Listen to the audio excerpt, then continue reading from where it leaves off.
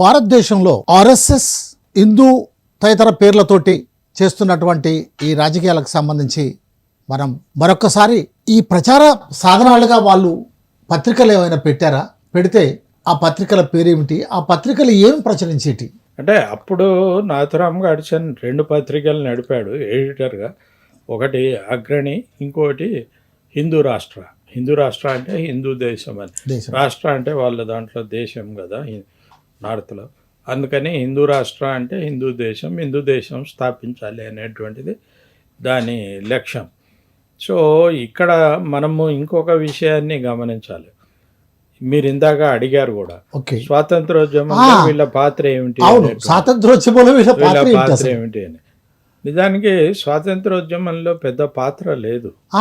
ఇప్పుడు ఆయనని గాంధీజీ సావర్కర్ని అక్కడ కలిశాడు, ఇంగ్లాండ్లో ఉన్నప్పుడు కలిశాడు.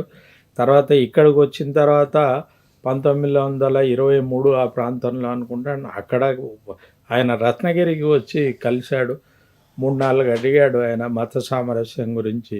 అప్పుడు ఘర్వాపసి అని మతాంతరీకరణ చేస్తున్నారు కదా, దాని గురించి ఇటువంటివన్నీ మీ అభిప్రాయాలు ఏమిటి అని అడిగాడు. ఆయన ఏది స్పష్టమైనటువంటి వైఖరి చెప్పలేదు. గాంధీజీ బాగా నిరుత్సాహపడ్డాడు. ఆయన్ని కూడా స్వాతంత్ర పోరాటంలోకి తీసుకురావాలి సావర్కర్ని. ఎందుకంటే సావర్కర్ బాగా చదువుకున్నటువంటి వాడు, బాగా రాయగలిగినటువంటి వాడు, మంచి వక్త. కానీ ఇది ఉంది, పరమత ద్వేషం ఉంది. దాని నుంచి అతను చాలా ఉగ్రవాద చర్యలకు పాల్పడేటువంటి, ప్రోత్సహించేటువంటి లక్షణం ఉంది.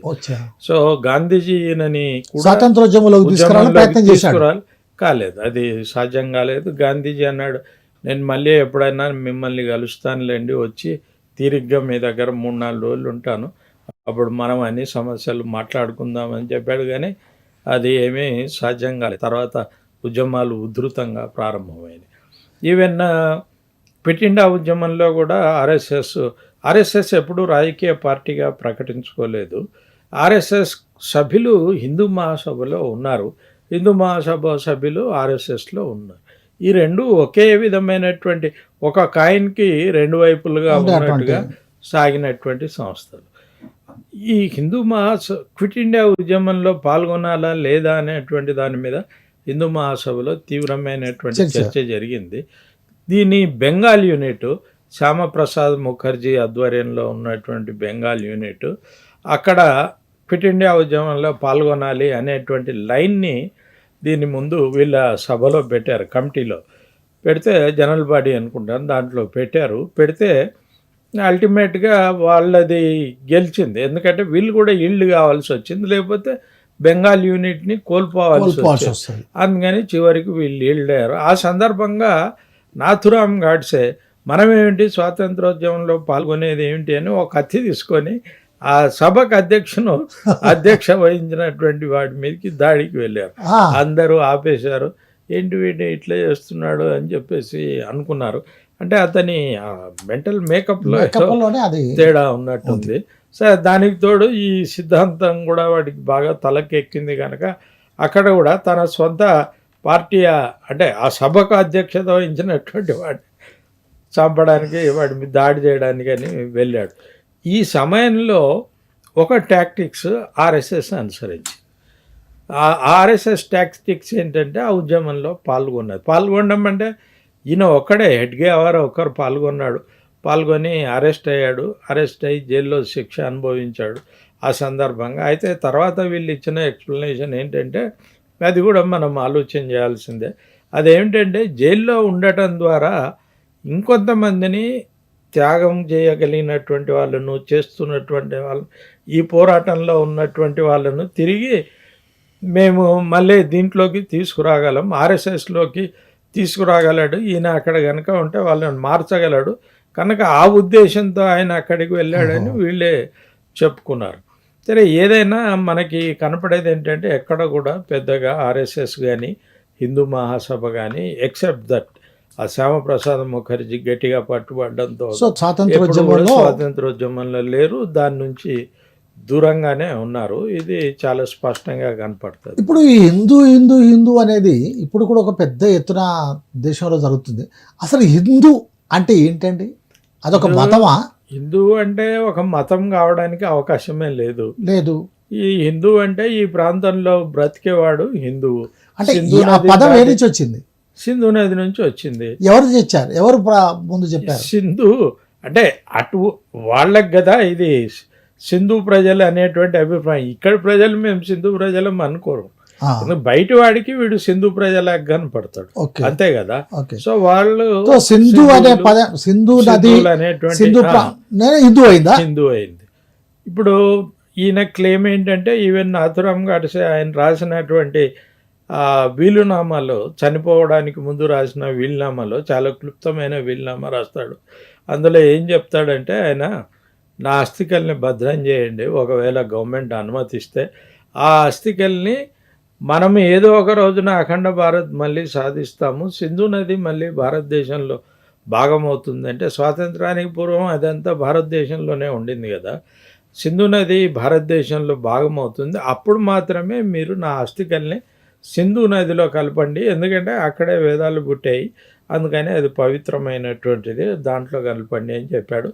అది పోలీసులు దానికి ఏం అవకాశమే లేదు, జైల్లోనే ఆయన్ని దహనం అనేటువంటిది, ఆయన్ని ఆప్టేని ఇద్దరిని జైల్లోనే దహనం చేసేసారు. ఆ తర్వాత ఆ అస్థికల్ని ఎక్కడో చల్లేశారు, ఎవరు లేనటువంటి ప్రదేశంలో చల్లేశారు. సో ఇదంతా ఉంది. అయితే ఆయన ఒక ప్రకటన చేశాడు ఆ సందర్భంగా, 150 పేజీల ఒక ప్రకటన చదివాడు. ఆ ప్రకటనను గవర్నమెంట్ నిషేధించింది. నిషేధం తొలగిపోయిన తర్వాత మళ్ళీ పబ్లిష్ చేయండి అని గోపాల్ గాడ్సే అని తన తమ్ముడిని కోరాడు. అతను కూడా ఆ కేసులో ఉన్నాడు. సావర్కర్ కూడా ఉన్నాడు. సావర్కర్ కూడా బోన్లో నిలబడ్డాడు. కానీ సావర్కర్కు వ్యతిరేకంగా ఒక్క మాట కూడా గాడ్సే చెప్పలేదు. కానీ ఆయన వెంట ఉన్నటువంటి ఆప్టే మిగతా వాళ్ళకి ఏం చెప్పాడంటే, ఇది గాంధీజీ హత్య అనేటువంటిది సావర్కర్ చేసినటువంటి అసైన్మెంటు, ఆయన చెప్పాడు గాంధీజీని హత్య చేయాలి అనేటువంటిది. కింద ఉన్నటువంటి వాళ్ళు ఆయన మొదటిసారి 2 సార్లు ప్రయత్నం చేశారు, మొదటిసారి విఫలమైంది. విఫల ప్రయత్నానికి ముందు వీళ్ళు వెళ్ళి సావర్కర్ను కలిశారు, అది రికార్డెడ్గా ఉంది. సావర్కర్ కిందికి మెట్లు దిగి వస్తూ వాళ్ళను బయటికి పంపుతూ ఒకటేమన్నాడంటే జై భవ అన్నాడు, ఇంకోరి ఇక దీంతో గాంధీజీకి 100 ఏళ్ళు నిండే అనేటువంటి మాట కూడా అన్నాడు. కింద ఉన్నటువంటి ఒక వ్యక్తి విని దాన్ని సాక్ష్యంగా చెప్పాడు. అదేవిధంగా ఆప్టే తనకేం చెప్పాడో దాన్ని కూడా సాక్ష్యంగా చెప్పాడు. కానీ గాడ్సే ఎక్కడా కూడా సావర్కర్ పేరును ఆయన ప్రస్తావించలేదు. చివరి వరకు సావర్కర్ కనుచూపైనా దక్కాలి అని ఆయన ఎదురు చూశాడు గాడ్సే, కానీ సావర్కర్ అతని వైపు చూడను కూడా చూడలేదు. అది సావర్కర్ లక్షణంగా మనకు కనపడుతుంది అనేది ఆ పుస్తకంలో. ఇప్పుడు ఆర్ఎస్ఎస్ వాళ్ళు కేసరి అనేటువంటి పత్రిక ఒకటి ఇప్పుడు కూడా నడుపుతున్నారు, అప్పటి నుంచి కూడా నడుస్తూ ఉంది. ఈ కేసరి పత్రిక ప్రధానంగా ఆర్ఎస్ఎస్ భావజాలానికి ఒక ప్రతీకగా అనుకోవచ్చు. ఆ కేసరి పత్రికను, ఆర్ఎస్ఎస్ను బ్రిటిష్ ప్రభుత్వ కాలంలో ఏమైనా నిషేధించారా ఎప్పుడైనా? కేసరి మీద రాసినటువంటి ఎడిటోరియల్స్ వల్ల ఆయనకి లోకమాన్య బాలగంగాధర్ తిలక్ శిక్షలు పడ్డాయి. అయితే అప్పుడు అది బాలగంగాధర్ తిలక్ నడిపినటువంటి పత్రిక. ఆ తర్వాత ఆయన చేతిలో నుంచి వెళ్ళిపోయింది. ఆయన బ్రతికున్నప్పుడే అది వెళ్ళిపోయింది అనుకుంటాను నేను, ఎందుకంటే ఆ పుస్తకం అంత స్పష్టంగా లేదు, నేను చెక్ చేసుకోలేదు. ఓకే. సో ఆ తర్వాత ఆర్ఎస్ఎస్ వాళ్ళు కొన్నారు. కానీ ఆయన తిలక్ నడుపుతున్నప్పుడు కూడా ఒక లక్షణం ఆ పత్రికకు ఉండేది.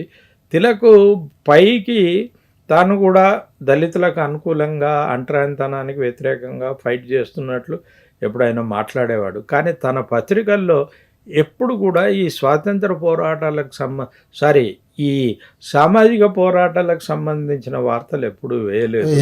అది చౌదర్ చెరువు అంటే మన మహత్పట్నంలోని చౌదర్ చెరువు కానివ్వండి, కాలారాం సత్యాగ్రహం కానివ్వండి, అమరావతి దగ్గర ఇక్కడ ఏవైతే చేశారో అవేవి రానివ్వలేదు.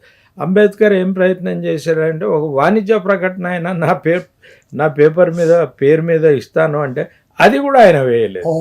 సో అంబేద్కర్ తన పత్రికను రెగ్యులర్గా ఈయన వార్తలు కూడా అంటరాని అన్నమాట.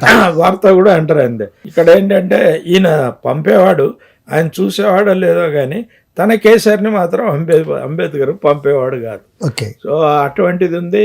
అందుకనే కదా బాలగంగాధర్ తిలక్ చనిపోయిన తర్వాత ఆయన శిష్యులంతా వేరే పార్టీ పెట్టారు లేదా ఆర్ఎస్ఎస్లోకి వచ్చి పనిచేశారంటే ఈ భావజాలం, ఈ పునరుద్ధరణ వాదం అనేటువంటిది మనకి ఆ తిలక్లో కూడా ఉన్నట్లు కనపడుతుంది.